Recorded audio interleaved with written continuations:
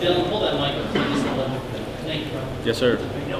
Hey, how are you? So, Dylan Thompson, University of South Carolina. If you raise your hand, we'll get a microphone to you. Dylan, you and Marcus Lattimore, best friends. Did Marcus give you some words of wisdom? He's been here before on what to expect today.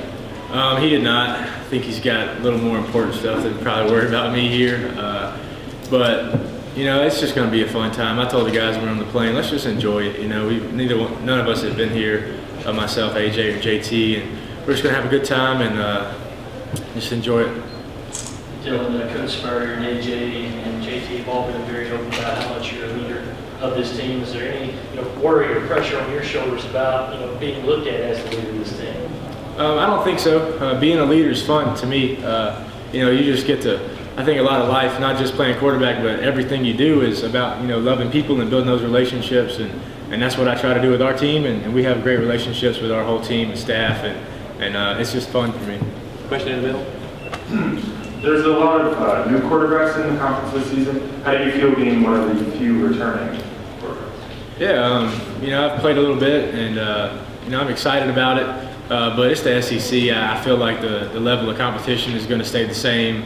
I feel like you'll look up at the end of the year and there'll be a good many of us in the top 10, and like it always is. So quarterback's one position. It's important, obviously, but I still think that the level of competition will still be there. Going back to Dave's question a little bit, do you feel like this is your first time really stepping out as the face and kind of the new quarterback going into this year?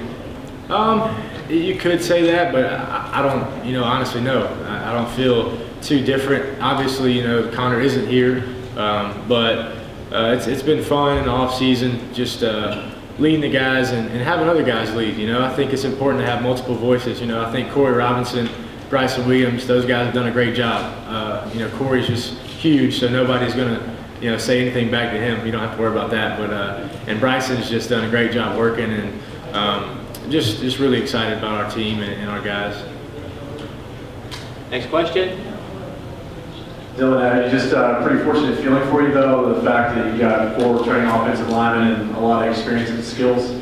Oh man, it's a huge blessing to be behind those guys, and just watching them work, I think, is something too that's really huge. Every time we go in, we'll work out in the morning, then I'll go in the afternoon and get something in, and our offensive line's in there grinding, on their own time, just putting in extra work, and just seeing that, knowing the guys care about what they do, and they want to be great themselves is something that's really encouraging. So yeah, I'm excited about that.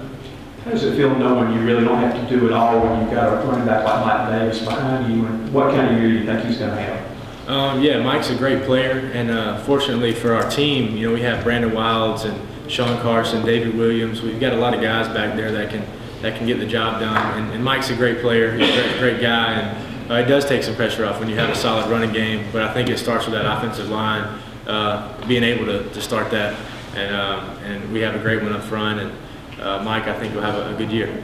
Good question on the left. Dylan, any concern about being the guy to follow the guy? Connor obviously left a pretty big shadow.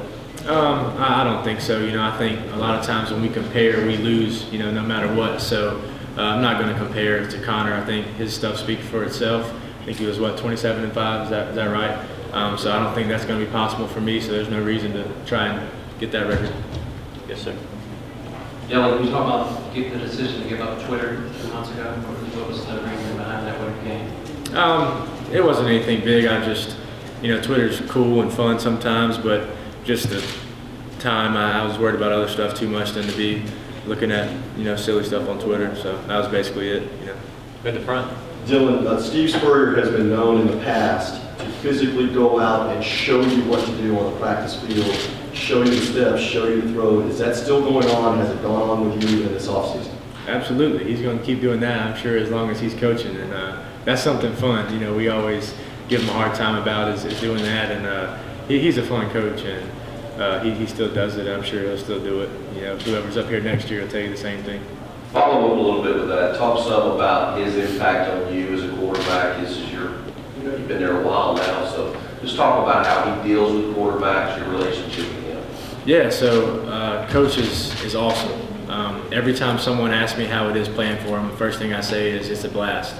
And for me, in high school I played all sports, so I never really concentrated on football, but I was always going to try and work hard and all that. And when I got to South Carolina, it was like, this guy's a perfectionist. And so that's been awesome to get to work. And, you have a decent game or a good game, and he's not satisfied. And that's what I love about it, is that he's never going to be satisfied with you. Every day you come out of practice, he's pushing you.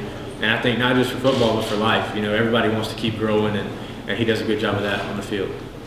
Dylan, is the guy that's going to be on the other side of you, the second game of the season, Hudson Mason, kind of similar deal, guy that's had starts in the past, but first year as a starter, as a senior. Kind of a unique position for both of you guys, and have y'all discussed that at all? We talk a little bit, not about that so much, but just about our life and how it's going, and nothing too much, football related, but he's a good guy, and I'm sure, I guess week 3 when we play Georgia, we'll both be ready to go. In the front. Dylan, I remember when you got your first offer from Furman, how excited we are, but can you talk about your career at South Carolina, how things have worked out, and what you see for your final year there? Yeah, it's been a blessing to be at such a great place, great people. We've got a great AD, Coach Tanner. I was fortunate to have an internship with him this spring, so I learned a lot from him. And we just got great people all around, from the football staff to the athletic staff, the people in the area. That first and foremost has been awesome. And then, just being a part of this, winning culture, I think that since we've been there has happened, and hopefully just keep that going. I don't know what that looks like individually, but as a team, we hope to just keep that rolling. Dylan, you and AJ go back a long ways. You guys came in together.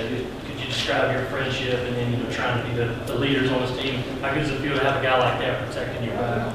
Yeah, AJ is an awesome guy. He's like a brother. I think a lot of guys say that, but he really is. 2 weeks ago, we were 6,000 miles away from here in Israel together. So we're really close. We live together.